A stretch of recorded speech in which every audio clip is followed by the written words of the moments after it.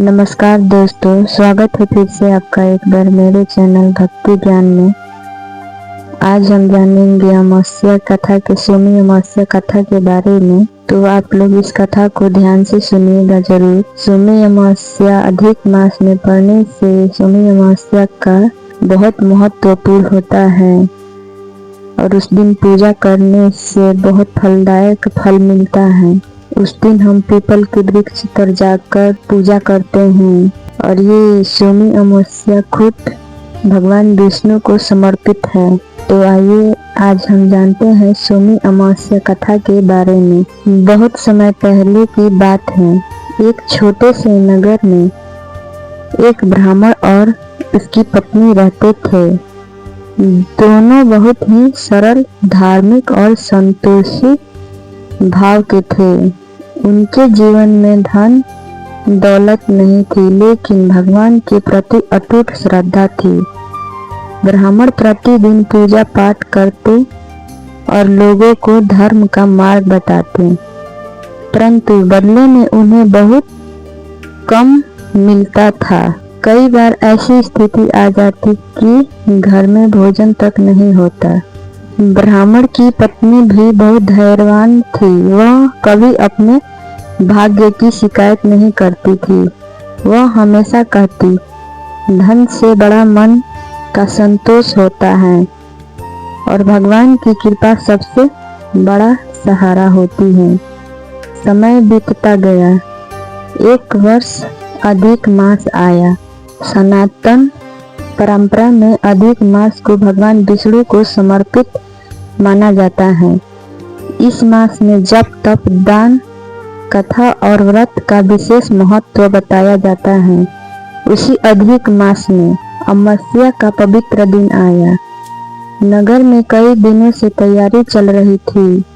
लोग नदी स्नान, पूजा और दान की बातें कर रहे थे। हर ओर धार्मिक वातावरण था। ब्राह्मण की पत्नी ने अपने पति से कहा, स्वामी, सब लोग अधिक मास अमावस्या का व्रत कर रहे हैं। हमारे पास धन नहीं है, लेकिन क्या हम श्रद्धा से यह व्रत नहीं कर सकते? ब्राह्मण ने मुस्कुराकर कहा, धन से नहीं, भावना से पूजा सफल होती है। यदि मन सच्चा हो तो भगवान अवश्य प्रसन्न होते हैं। दोनों ने निश्चय किया कि वे अधिक मास अमावस्या का व्रत करेंगे। अमावस्या के दिन वे सुबह ब्रह्म मुहूर्त में उठे, घर साफ किया और पास की नदी पर स्नान करने गए। नदी किनारे भक्तों की भीड़ थी। कोई दीपदान कर रहा था, कोई मंत्र जाप कर रहा था, कोई कथा सुन रहा था। ब्राह्मण और उसकी पत्नी ने भी श्रद्धा से स्नान किया। उन्होंने हाथ जोड़कर भगवान विष्णु से प्रार्थना की, हे प्रभु, हमारे पास भेंट देने के लिए कुछ भी नहीं है। हम केवल अपनी श्रद्धा अर्पित करते हैं। हमारे मन में सदैव धर्म और भक्ति बनी रहे। दोनों घर लौट आए। उन्होंने एक छोटा सा दीपक जलाया, घर में पूजा की और दिन भर व्रत रखा। दिन ढलने लगा। शाम होते होते दोनों को भूख लगने लगी। घर में खाने के लिए केवल थोड़ा सा आटा और कुछ दाल बची थी। पत्नी ने सोचा कि व्रत खोलने के लिए साधारण भोजन बना लिया जाए। जैसे ही वह रसोई में गई, तभी दरवाजे पर आवाज आई, कोई है, मुझे बहुत भूख लगी है। ब्राह्मण बाहर गया। उन्होंने देखा कि एक बुढ़िया साधु खड़े हैं। उनके कपड़े साधारण थे और चेहरे पर तेज था। साधु ने कहा, पुत्र, कई दिनों से ठीक भोजन नहीं मिला। यदि संभव हो तो कुछ भोजन दे दो। ब्राह्मण एक क्षण के लिए चुप हो गया। घर में बहुत कम भोजन था। पत्नी भी बाहर आई। उसने धीरे से कहा, आज हमारे पास केवल इतना ही है कि हम दोनों थोड़ा खा सकते हैं। कुछ देर दोनों सोचते रहे। फिर पत्नी बोली, आज अधिक मास अमावस्या है। यदि इस दिन भूखे को भोजन नहीं देंगे तो व्रत का क्या अर्थ? दोनों ने निश्चय किया और घर का सारा भोजन साधु को अर्पित कर दिया।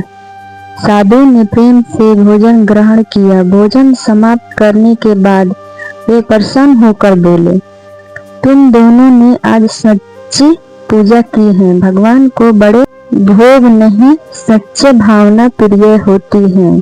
ब्राह्मण ने विनम्रता से कहा, महाराज, हमने तो अपना कर्तव्य किया है।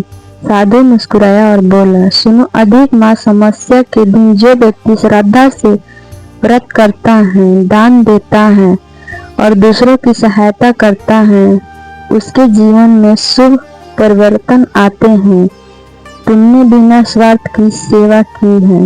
इतना कहकर साधु उठे। कुछ कदम चलने के बाद अचानक उनकी देह से दिव्य प्रकाश निकलने लगी।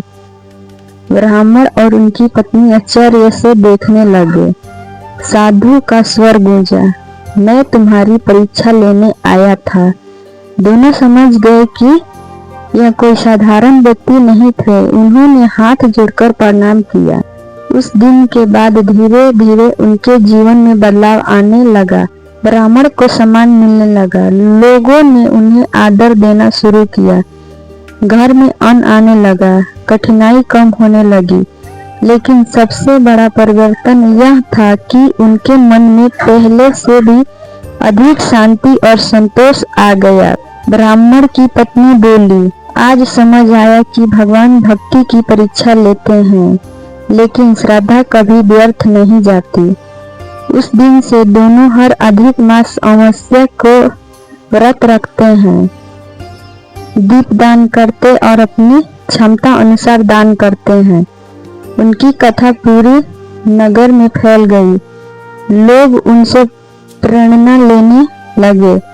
सबने समझा कि पूजा केवल धन से नहीं होती, बल्कि प्रेम, सेवा और सच्चे मन से होती है। इस कथा से हमें यही सीख मिली है कि अधिक मास अमावस्या हमें यह शिक्षा देती है कि जीवन में श्रद्धा, दया, सेवा और समय का बहुत महत्व है। यदि मन निर्मल हो और कर्म अच्छे हो तो ईश्वर की कृपा अवश्य प्राप्त होती है। जय श्री हरे कृष्णा, हरे विष्णु, हरे स्वामी।